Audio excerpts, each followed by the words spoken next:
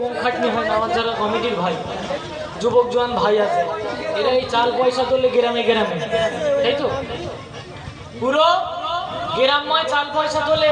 এ চাচির বাড়ি সে চাচির বাড়ি, দাও চাচি আমাদের বাড়ি সে মেয়ে, আমাদের এখানে মেলাপ হবে, তা চাল পয়সা দাও। আর চাচি এত কটা বাটি থেকে দুটো চাল দিয়েছে, বুঝলেন? চাল দেয় বলতে এইটা সারা ঘর হেঁচড়ে হেঁচড়ে খুঁজে বলতে এটা 7 টাকা পেয়েছি, বুঝলি? এই 7 টাকাটা লে যা, আর তোর ভাই বাড়ি আসলি দোকান, বুঝলি?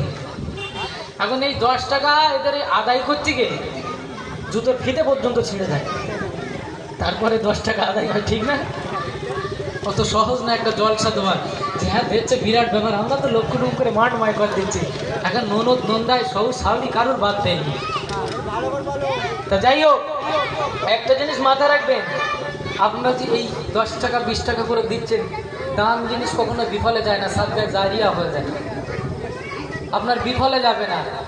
আর 10 টাকা দিচ্ছেন, গায়ে লাগছে 20 টাকা, 50 টাকা দিতে হবে, ও সর্বনাশ, 50 টাকা এরকম করতে, হ্যাঁ?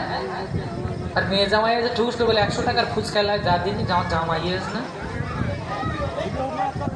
কোনো লাভ নেই। একটু লাভের খাতায় লিখে যান কিছু, যেটা কবরে গিয়ে পাবেন। কবরে সব বন্ধ, সব কিছু বন্ধ হয়ে যাবে, শুধু জারি থাকবে সাদগায় জারিয়া, যেটা দান দান করে যাচ্ছে এইগুলো আপনার জারি থাকবে। আর মোল সাহেব হুজুর সাহেব সব আসবে, পারলে 10 টাকা 50 টাকা 100 টাকা থইলেই দেবে এই জলসার জন্য, বিফলে আপনার যাবে না। চলুন কি বলছে, দিনের খাতিরে ভাই জানেরা করেছে পরিশ্রম চারিদিকে।